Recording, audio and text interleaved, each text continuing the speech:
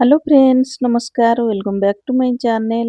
आज वीडियो रे आमे जानिबा 36 साइज डबल कटरी ब्लाउज कटिंग करिबा आज। तो फ्रेंड्स एठी पूरा ब्लाउज रो मेजरमेंट अछि स्क्रीन ऊपर। एटा देखंतु फ्रेंड्स मु अस्त्र कपड़ा नैछि 75 मीटर आ मेन कपड़ा मध्य एठी 75 मीटर ही अछि। तो फ्रेंड्स आज वीडियो रे आमे बहुत ही इजी कटिंग करिबा डबल कटरी ब्लाउज रो ता सहित कटरी को केमती आमे फर्मा रे कटिंग करिकी माने सब दिन पई सेफ रखिबा ताहा मध्य जानिबा। तो देखंतु फ्रेंड्स प्रथमे कोन करिबा ना आमे अस्त्र ऊपर कटिंग करिबा। जते बेले भी आमे अस्त्र वाला ब्लाउज कटिंग करिबा प्रथमे आमे अस्त्र ऊपर कटिंग करिबा तापरे मेन कपड़ा ऊपर ताको कटिंग करिबा। देखंतु एठी आमे डबल फोल्ड केमिति करिबा तो जानिचंती आपण माने सब वीडियो रे मु कहे। एठी हला हमर चेस्ट रो चारि भाग रु भागे आउ 2 इंच रो एक्स्ट्रा मार्जिन एतिकी करिकी आमे याकू डबल फोल्ड करिकी पकेइबा। तापरे एठी हमर ब्लाउज रो रेडी लंब जहा भी थिबो 1 इंच लो प्लस करिकी नै जिबा। एठी 14 इंच रो रेडी रहिबो टोटल एठी 15 इंच रो निया हला। एठी गोटे आमे सीधा लाइन टाणीबा। एबे एठी आमे ब्लाउज तयारी करिबा पूरा डीप नेक रे माने बैक साइड रो एठी रहिबो गोडा हमर पट्टी केवल 3.5 इंच रो रहिबो। देखंतु शोल्डर ता पई एठी 5.5 इंच नेबा आउ आर्म होल टा 6.5 इंच। एठी चेस्ट रो चारि भाग रु भागे नै जिबा 9 इंच आउ 2 इंच रो एक्स्ट्रा मार्जिन। तापरे याकू लाइन टाणी की मिसे नै जिबा। देखंतु एठी मध्य आपण 6.5 इंच रे मार्क कर देले एटा हमरो सीधा लाइन पुणी आसी जिवो। देखंतु एठी हमरो आर्म होल पाई मार्किंग हैला। एबे ई कोणरू जते बेले भी डीप नेक तयारी करिवे 1 इंच रे सेप देले भी एटा हे जिवो। आउ पूरा आर्म होल रो मिडिल रे गोटे मार्क कला परे एठी हमें आर्म होल पाई राउंड रो सेप दे देबा। देखंतु फ्रेंड्स एठी हमरो आर्म होल बनि जाईछि। देखंतु एबे हमें अंटा पाई मार्क करिबा। अंटा अछि एठी 30 इंच रो तारो चारि भाग रु भागे 7.5 इंच हे जिवो 1 इंच रो नै जिबा टक्स पाई आउ 2 इंच रो नबा एक्स्ट्रा मार्जिन। देखंतु याकू मध्य हमें लाइन टाणी की मिसै नबा। एबे देखंतु एठी हमें नेक लाइन रखिबा 2 इंच रो। एटा बहुत ही डीप बनिबो हमरो ब्लाउज। एठी देखंतु कस्टमर तांकर बैक साइड रो पट्टी केवल 3.5 इंच रो रखिबा पई चाहउचंती। तो तांको हिसाब रे एठी नै जिबा 1 इंच प्लस करिकी नबा। तळ साइड रो मु 4.5 इंच रे मार्क कली आउ एठी चौडाटा तळ साइड रे 3 इंच रो नैछि। टिके ब्रॉड करा हबो ब्लाउज राउंड नेक रे ब्रॉड करिकी ताको तयारी करिबा। देखंतु फ्रेंड्स एठी प्रथमे गोटे बॉक्स बनै नेला परे एठी हमें राउंड रो शेप दे देबा। देखंतु एठी हमरो बैक पार्ट रो मार्किंग कंप्लीट हे जाईछि। एबे ताको कटिंग कर नै जिबा। तो फ्रेंड्स आज रो वीडियो रे आमे 36 साइज रो ब्लाउज कटिंग करिबा। आ नेक्स्ट वीडियो रे एहारो स्टिचिंग पूरा मु स्टेप बाय स्टेप बतेबी। तो आज रो वीडियो रे केवल कटिंग अछि। नेक्स्ट आमे एहारो सिलाई जानिबा। एबे देखंतु हमर कपड़ा जेमती पड़ीथिला सेम ताकू पकै नै जिबा। एठी कोन करबे ना प्रथमे 1.5 इंच रो कपड़ा एठी छाडी नै जिबा 1.5 इंच रो। देखंतु एटा छाडी नै जिबा। एटा हमें भी पट्टी को मोड़ीबा पई एटा एक्स्ट्रा नै जिबा प्रथमे। तापरे देखंतु हमर बैक साइड जेमिति अछि ताकू समान एठी रखिकी आउ एठी बिछे नै जिबा। तारो चारि साइड को समान करिकी तापरे शोल्डर को एठी मार्क करि देबा। देखंतु शोल्डर को मार्क कला परे एबे हमरो आर्म होल बैक साइड रो आर्म होल जेमिति अछि ताकू सेमिति ही ड्रॉ कर नै जिबा। फिटिंग लाइन को मार्क कर देबा। एबे देखंतु एठी हमरो बैक साइड रो आर्म होल को पूरा सेम ड्रॉ करिबा पई ताकू एम्ति स्केल पकेकी एठी देखंतु एम्ति मध्ये ड्रॉ करि परिबे। देखंतु बैक साइड रो काम एठी सरी जाईछि ताकू हटे नै जिबा। ଏବେ ଆମେ ମାର୍କ କରିବା ଏଇଠି ନେକ୍ ଲାଇନ୍ ଆମର ବ୍ୟାକ୍ ସାଇଡ଼୍ରେ ମଧ୍ୟ ନେକ୍ ଲାଇନ୍ ନେଇଥିଲେ 2 ଇଞ୍ଚ ଏଇଠି ବି ନେବା 2 ଇଞ୍ଚ ଫ୍ରଣ୍ଟ ସାଇଡ଼୍ର ଡିପ୍ ରହିବ 6 ଇଞ୍ଚ ତ ହାଫ୍ ଇଞ୍ଚ ପ୍ଲସ୍ କରିକି ନେବା ଏଇଠି 6.5 ଇଞ୍ଚର 6 ଇଞ୍ଚ ରେଡ଼ି ରହିବ। ଆଉ ତଳ ସାଇଡ଼୍ର ଚଉଡ଼ାଟା ଏଇଟା 2.5 ଇଞ୍ଚର ଅଛି। ଏବେ କ'ଣ କରିବା ନା ଆର୍ମ ହୋଲ୍ ସାଇଡ଼୍ର ଭିତର ସାଇଡ଼୍କୁ ହାଫ୍ ଇଞ୍ଚରେ ଗୋଟେ ମାର୍କ କରିକି ଏଇଠି ଡ୍ର କରିବା ତାପରେ ଏଇଟା ଆମେ ଫ୍ରଣ୍ଟ ଆର୍ମ ହୋଲ୍ ପାଇଁ ସେପ୍ ଦେଇଦେବା ଦେଖନ୍ତୁ ଏମିତି କରିକି ଫ୍ରଣ୍ଟ ଆର୍ମ ହୋଲ୍ ପାଇଁ ସେପ୍ ଦେବା। ଏବେ ଆମେ ମାର୍କ କରିବା ଡାଟ୍ ପଏଣ୍ଟ ଦେଖନ୍ତୁ ଏଇଠି ଅଛି 11 ଇଞ୍ଚର ଡାଟ୍ ପଏଣ୍ଟ 11 ଇଞ୍ଚରେ ମାର୍କ କଲା ପରେ ପୁଣି ସେଇଠୁ ତଳକୁ 2 ଇଞ୍ଚ ଆସିବା ତାପରେ ଏଇଠି ଗୋଟେ ସିଧା ଲାଇନ୍ ଟାଣିଦେବା।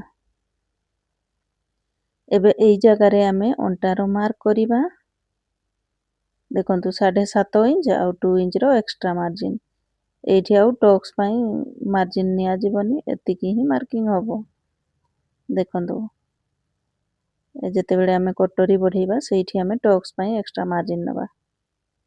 ଏବେ ଦେଖନ୍ତୁ ଏଇଟା ଆମର ଫିଟିଂ ଲାଇନ୍ ତ ଫିଟିଂ ଲାଇନ୍ର ଭିତର ସାଇଡ଼୍କୁ 3 ଇଞ୍ଚରେ ଗୋଟେ ମାର୍କ କରିବା ଆଉ ଏଇଠି ଦେଖନ୍ତୁ 1 ଇଞ୍ଚର ଗୋଟେ ମାର୍କ କରିବା ଆର୍ମ ହୋଲ୍ ସାଇଡ଼୍ରୁ 2.5 ଇଞ୍ଚରେ ଗୋଟେ ମାର୍କ କରିବା। ଏଇଟା ଆମର 3ଟା ପଏଣ୍ଟ ଆମକୁ ମିଳିଯାଇଛି। ଏବେ ୟାକୁ ଆମେ ସେପ୍ ଦେବା ଦେଖନ୍ତୁ ଏମିତି ତାକୁ ଏଇଠି ଆମର ଏସ୍ ପଟି ପାଇଁ ଏଇଟା ସେପ୍ ଦେଇଦେବା ରାଉଣ୍ଡ ସେପ୍। ତ ଏଇଠି ଫ୍ରେଣ୍ଡସ୍ ଏଇ କଟୋରୀ ବାହାର କରିବା ପାଇଁ ଆହୁରି ମଧ୍ୟ ଅନେକ ଫର୍ମୁଲା ଅଛି ତ ସବୁ ପ୍ରକାରର ଫର୍ମୁଲା ମୁଁ ପ୍ରତ୍ୟେକ ଭିଡ଼ିଓରେ ଅଲଗା ଅଲଗା କରିକି ବତେଇ ନେଇଛି ଆପଣ ମାନେ ଯେମିତି କଟିଂ କଲେ ବି ଆପଣଙ୍କର ବ୍ଲାଉଜ୍ ପରଫେକ୍ଟ ହେବ। ଦେଖନ୍ତୁ ୟାକୁ 2 ଭାଗ କରିନେଲା ପରେ ପୁଣି ହାଫ୍ ଇଞ୍ଚ ତଳକୁ ଆସିବା ଏପଟ ସାଇଡ଼୍ରେ ଯାହା ଥିବ ସେପଟେ ମଧ୍ୟ ମାପ କରିବା 3 ଇଞ୍ଚରେ ଏଇଟା ଆମର କମ୍ପ୍ଲିଟ୍ ହେଇଯାଇଛି ଫ୍ରଣ୍ଟ ପାର୍ଟର ମାନେ ପୁରା ମାର୍କିଂ ଦେଖନ୍ତୁ ଫ୍ରଣ୍ଟ ପାର୍ଟର ପୁରା ମାର୍କିଂ ଏଇଠି କମ୍ପ୍ଲିଟ୍ ହେଇଯାଇଛି।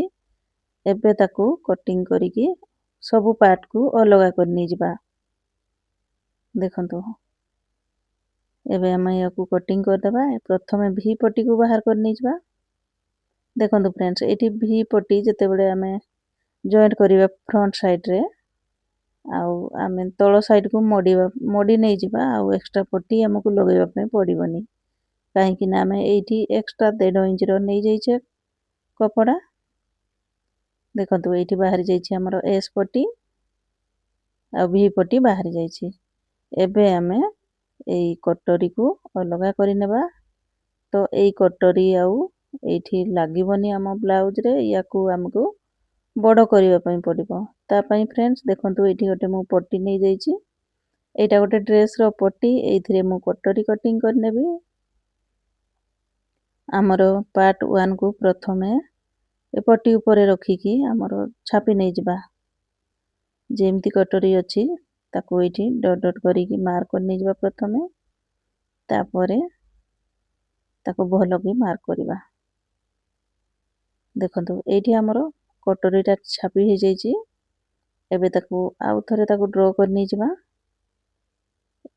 ଦେଖନ୍ତୁ ଏଇଠି ଆମର କଟୋରୀ ବନିଯାଇଛି ଏବେ ଆମେ ତାକୁ ବଢ଼େଇବା କଟୋରୀକୁ ଏଇଠୁ 1 ଇଞ୍ଚ ବଢ଼େଇବା ଏଇଠୁ ପୁଣି 1 ଇଞ୍ଚରେ ବଢ଼େଇବା ଟୋଟାଲ କଟୋରୀ ଯାହା ହେଲା ତାର ମିଡ଼ିଲରେ ଗୋଟେ ମାର୍କ କରିବା ତଳ ସାଇଡ଼୍ ଏଇଠୁ ମଧ୍ୟ 1 ଇଞ୍ଚ ତଳକୁ ଆସିବା ଏଇଠୁ ଯିବା ହାଫ୍ ଇଞ୍ଚ ଏପଟ ସାଇଡ଼୍ରେ ମଧ୍ୟ ଆମର ହାଫ୍ ଇଞ୍ଚ ଆସିବା ଏଇଟା ସିଲେଇ ମାର୍ଜିନ୍ ଏବେ ଦେଖନ୍ତୁ ୟାକୁ ଡଟ୍ ଡଟ୍ କରିକି ମିଶେଇ ନେଇଯିବା ଏଇଠି ପ୍ରଥମେ ଡଟ୍ ଡଟ୍ କରିନେବେ ସେପ୍ଟା ଭଲ କି ଆସିଗଲେ ତାକୁ ଆଉ ଥରେ ଡ୍ର କରିବେ ଦେଖନ୍ତୁ ଏବେ ୟାକୁ ସ୍କେଲ୍ ପକେଇକି ସିଧା ଲାଇନ୍ ଟାଣି ଆଣିବା ତଳକୁ ଏବେ ୟାକୁ ଆମର ସେପ୍ଟା ଯେମିତି ଅଛି ତାକୁ ଏଇଠି ଡ୍ର କରିଦେବା ଦେଖନ୍ତୁ ଏଇଠୁ ଆମେ 2 ସୁତ ଉପରକୁ କରିକି ଲାଇନ୍ ଟାଣିବା ଏଇଟା ଆମର କଣ ଟାଇପ୍ର ଟିକେ ବନିଛି ତାକୁ ରାଉଣ୍ଡ କରିଦେବା